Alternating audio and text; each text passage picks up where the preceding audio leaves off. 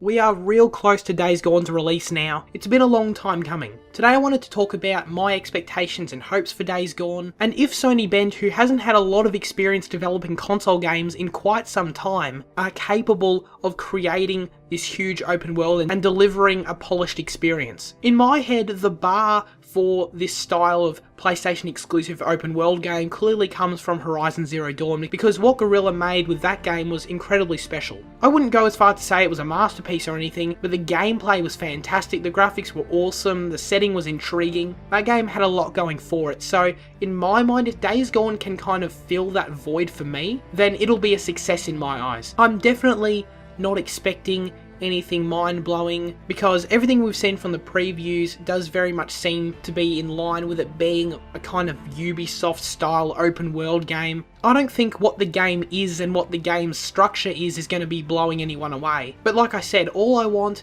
is a really solid 40-hour or so open world experience. I was never really expecting much from the story. I like Sam Witwer, who's the lead, who plays Deacon. But other than that, I was never really considering the story much prior to release, but recent trailers and previews that have come out that they've released have actually made me quite optimistic towards the story. Apparently there's going to be approximately 6 hours worth of cutscenes, which is something I certainly didn't expect. And seeing the quality of those cutscenes in some of the trailers, it seems pretty damn good. To me, getting a quality story out of Days Gone is looking more and more likely as we get more information and previews, and that is just a bonus, because that was something I never expected, I was never really hoping for. I was coming in from a purely gameplay focused perspective, so I was never looking for a great story, but if I get one, I'm going to be bloody happy. Considering we've known about the game for around 3 years now, I think we hadn't really seen a lot of it prior to a few months ago. Before the preview started coming out, there wasn't a whole lot of gameplay out there. There was obviously the original demo at E3 2016, and there were some other demos here and there,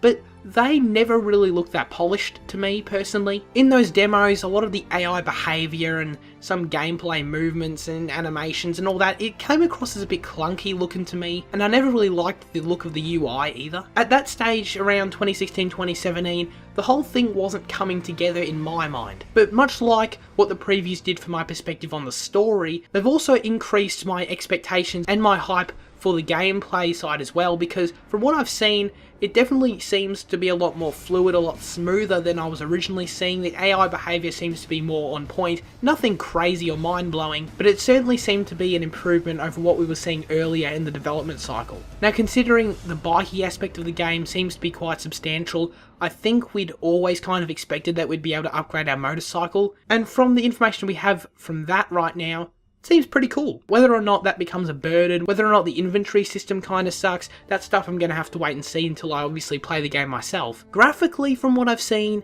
the game doesn't seem to be nearly on the level of Horizon Zero Dawn, but to be fair, what other open world games are? It looks decent enough. I would say it kind of looks similar maybe to the recent Assassin's Creed games, maybe not quite as good even, I don't know. But it looks decent, especially considering the developer Bend has no experience developing for the PS4 prior to this game. It looks pretty good. Now, in regards to the size of the open world, I think it'll probably be a bit bigger than Horizon's world, but not that much bigger, because Horizon's world was certainly big enough. It was cool to explore, there were a lot of different areas and biomes, and that stuff was cool, but there was nothing truly that expansive about the world, which I actually liked. Sometimes open world games and their maps get too crazy and too big these days, and I like that Horizon's world was certainly large, but it wasn't crazy large. It made sense, and the size of that world felt kind of perfect for what the game was. And I think considering Days Gone's obviously got the bike mechanic, and we're going to be riding around a lot, I suspect that the world would have to be bigger for that reason. So because of the motorbike and the traversal that way, I do think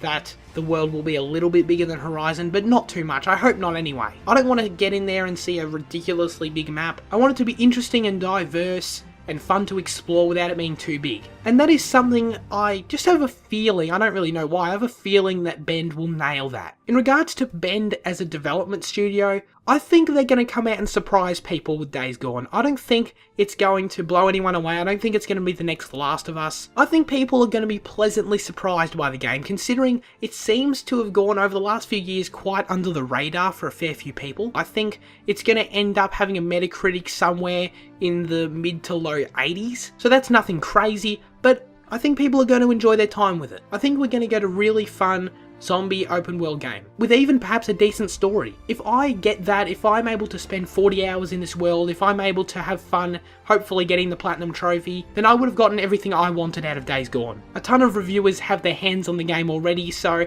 I guess impressions and reviews won't be too far away at this point. This has been Sir Kaz, farewell.